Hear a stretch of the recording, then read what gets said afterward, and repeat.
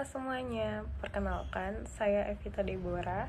Saya hari ini akan menjelaskan tentang anjak piutang atau biasa disebut dengan factoring.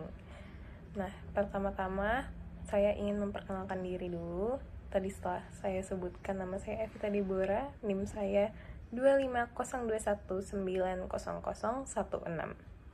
Nah, dalam dunia bisnis sendiri, perusahaan ini sering menghadapi keterbatasan kas, terutama ketika penjualan yang dilakukan itu secara kredit. Hal itu pastinya menyebabkan dana perusahaan itu tertahan dalam bentuk piutang. Nah, untuk mengatasi hal tersebut, biasanya perusahaan-perusahaan menemukan solusi pembiayaan, yaitu dengan anjak piutang atau disebut dengan factoring. Baik, yang pertama-tama saya akan menjelaskan tentang pengertian dari anjak piutang atau factoring. Dalam perkembangan dunia usaha yang semakin kompetitif ini, perusahaan dituntut untuk memiliki pengelolaan keuangan yang baik, khususnya dalam menjaga arus kas atau cash flow.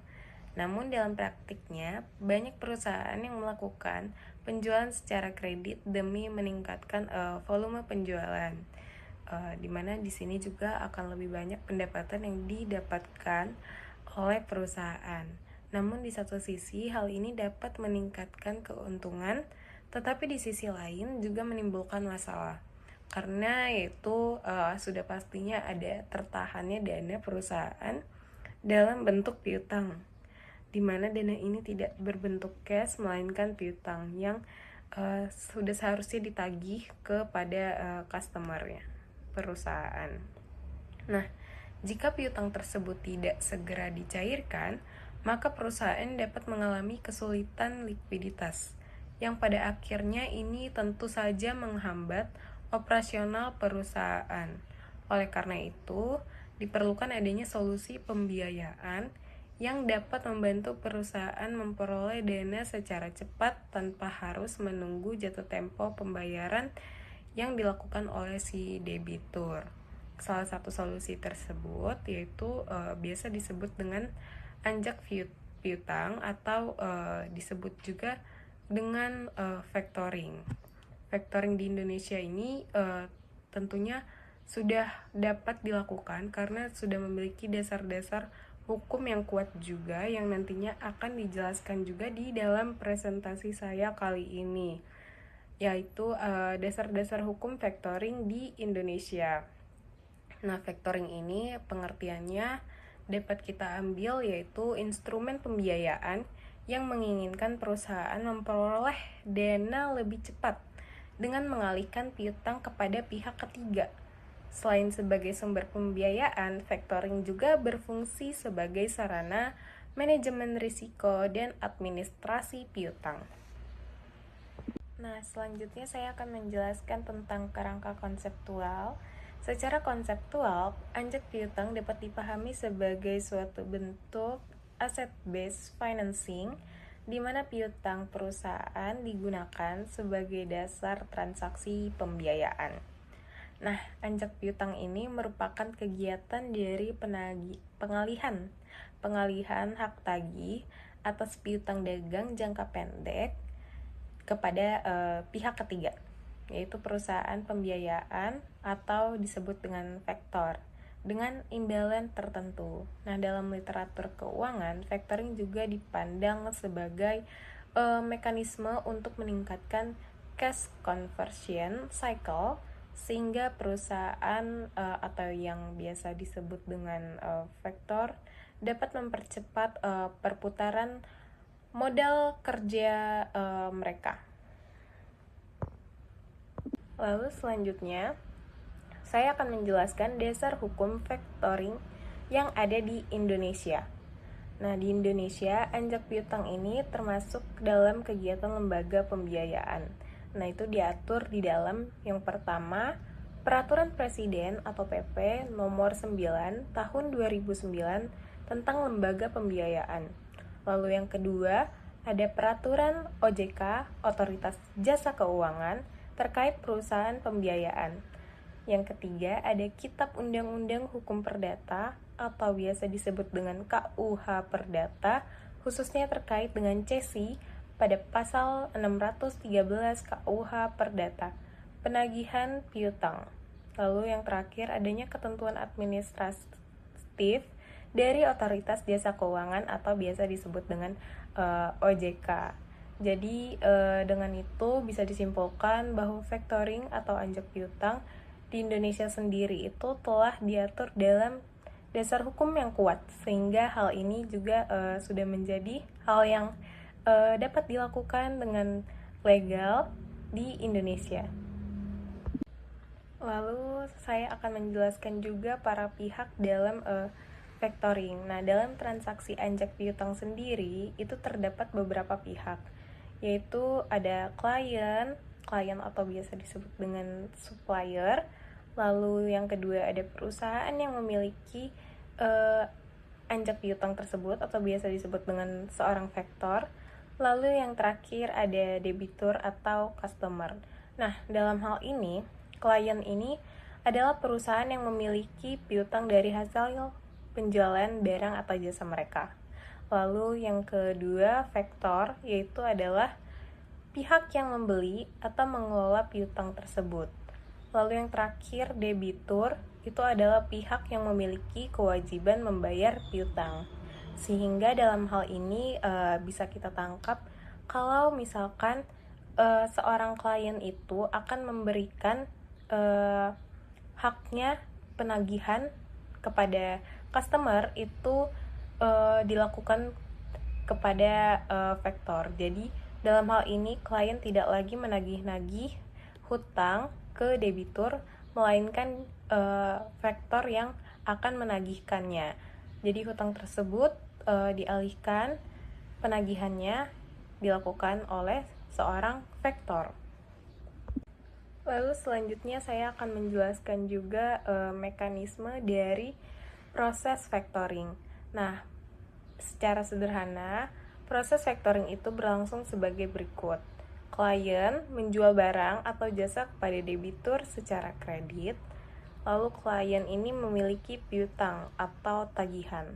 Nah, piutang tersebut akan dialihkan kepada faktor ketika factoring itu sudah menjadi proses di saat klien dan faktor itu bertemu. Lalu lanjut, faktor membayar sebagian besar nilai piutang. Nah, itu bisa 70 sampai dengan 90%. Jadi tidak 100% faktor ini membayarkan nilai piutang tersebut. Lalu faktor menagih pembayaran kepada debitur. Setelah debitur membayar, sisa dana akan diberikan ke klien setelah dikurangi biaya jasa oleh si faktor. Seperti itu. Nah, selanjutnya ada jenis-jenis dari factoring. Apa sih jenis-jenis dari factoring? Nah, factoring ini ada dibagi dua, yaitu yang pertama ada berdasarkan resiko dan berdasarkan keterlibatan dari debitur. Ini saya akan menjelaskan dua dulu, yaitu yang pertama berdasarkan resiko. Nah, berdasarkan resiko sendiri itu ada dari wide resource factoring. Nah, ini tuh risiko tidak tertagih tetap ditanggung klien. Lalu yang kedua ada without resource factoring. Nah, ini risiko beralih ke faktor. Lebih mahal karena risikonya ini juga tinggi. Lalu ada berdasarkan keterlibatan debitur, disclose factoring. Nah, debitur mengetahui pengalihan piutang. Lalu undisclosed factoring, debitur yang tidak mengetahui adanya factoring. Nah, setelah tadi saya jelaskan dua jenis factoring, selanjutnya ada juga jenis-jenis factoring yang berdasarkan dengan layanan, yaitu yang pertama full service factoring yang meliputi pembiayaan ditambah dengan administrasi, penagihan, dan adanya proteksi risiko. Lalu yang kedua ada maturity factoring. Nah, maturity factoring sendiri ini tidak ada pembayaran di muka, hanya pengelolaan dari piutang. Lalu selanjutnya di sini juga ada penjelasan tujuan dari factoring atau anjak piutang.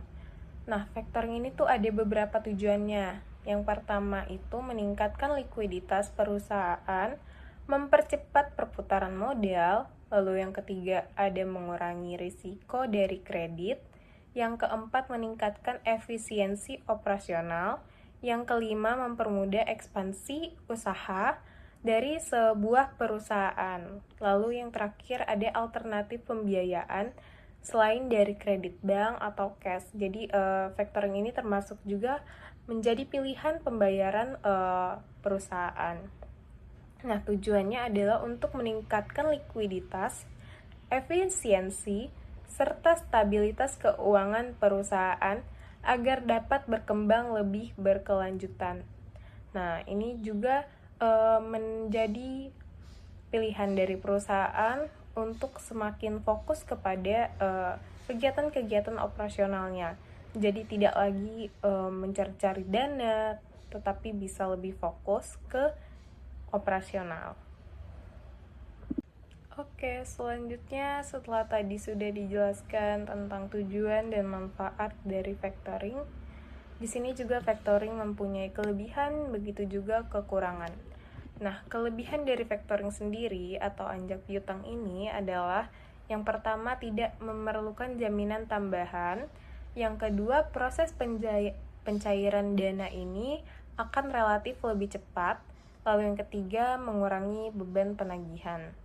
Nah, kekurangannya dari factoring sendiri ini tentunya ada, yaitu yang pertama ada biaya yang relatif tinggi, yang kedua ketergantungan pada perusahaan faktor, lalu yang ketiga adanya potensi terganggunya hubungan dengan pelanggan. Lalu apa sih bedanya perbedaan dari factoring dengan pinjaman bank? Nah, anjak piutang ini tentunya berbeda dari pinjaman bank karena bisa kita ketahui bahwa dalam anjak piutang perusahaan itu menjualnya piutang. Sedangkan pada bank sendiri, perusahaan ini meminjam uang kepada bank. Jadi tidak berbentuk piutang, namun perusahaan langsung meminjam uang kepada bank. Selain itu juga anjak piutang ini biasanya tidak memerlukan anggunan dan prosesnya ini lebih cepat dibandingkan dengan perusahaan yang harus meminjam dana kepada bank. Jadi proses dari factoring ini bisa disimpulkan lebih singkat dan lebih cepat akan didapatkan dana jika perusahaan ini memilih untuk factoring dibandingkan dengan meminjam dana kepada salah satu bank. Nah, selanjutnya saya akan menjelaskan perbandingan anjak piutang atau factoring dengan kredit perbankan. Nah, dalam perspektif komparatif, anjak piutang atau factoring ini berbeda dengan kredit perbankan di dalam beberapa aspek utama yang akan saya jelaskan. Nah, yang pertama ini ada aspek dari sisi substansi, di mana factoring merupakan jual beli piutang, sedangkan kredit bank merupakan proses perjanjian minjam-meminjam dari bank kepada perusahaan yang meminjam dana. Lalu dari sisi jaminan, factoring ini tidak selalu mensyaratkan anggunan tambahan. Lalu dari sisi proses, factoring cenderung lebih cepat dan lebih fleksibel dibandingkan dengan perusahaan yang meminjam dana ke bank. Nah, perbedaan ini menunjukkan bahwa factoring memiliki karakteristik tersendiri sebagai instrumen pembiayaan perusahaan. Sekian presentasi dari saya mengenai anjak piutang yang sebelumnya telah saya jelaskan, yaitu tentang anjak piutang, mengenai pihak-pihak yang terkait, pengertian dari anjak piutang, tujuan dari anjak piutang, manfaat, kelebihan, dan kekurangan dari anjak piutang. Saya tutup presentasi saya kali ini, dan saya harap presentasi ini dapat bermanfaat bagi semua orang, bagi semua masyarakat halayak yang menonton video ini. Sekian dari saya. Izinkan saya untuk menutup presentasi ini dan undur diri. Terima kasih semua yang telah menonton video presentasi mengenai anjak piutang atau factoring dari saya, Evita Deborah.